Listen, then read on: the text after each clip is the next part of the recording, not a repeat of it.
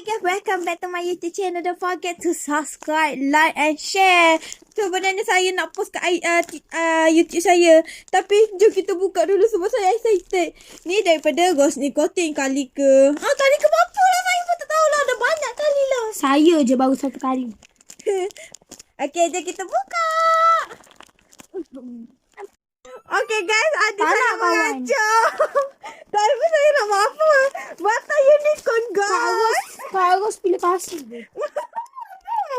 Kenapa yang rajin like? Ada highlight juga Okay, saya dapat apa nama je, scarf. Dengan mata ni kejap-kejap kakak nak tu.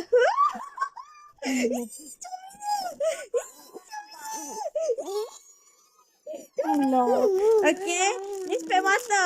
Afro je saya test. Mana buka dia? Sekejap, bagi saya test dulu. Apa ni? Buka je lah. Inilah. Biar adik saya yang buka. Okay guys, dapat spek mata. Okay, tengok. What's up bro? What's up? What's up bro? What's up? Wow, what's up? Okay guys, adik saya dengan adik saya lagi satu. Dia berebut sebab anak patung ni. Okay, jom kita pakai. Mana patung ni? Okay, jom kita pakai.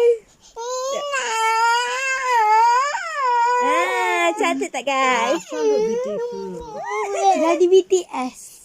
BTS, I don't want to BTS. I don't want. Nak. Tengok cantik tak?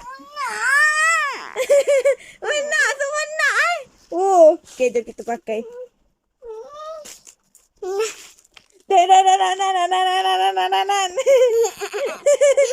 Cantik ke je punya anak patung je dapat unicorn. Thank you Kak Agong. Korang jangan lupa like, follow and subscribe YouTube Kak Agong. Okay guys, tengok adik saya yang pakai. Rock apa? Ni pegang ni sikit. Rock apa? Dia pakai sendiri, saya tengok adik-adik je pakai.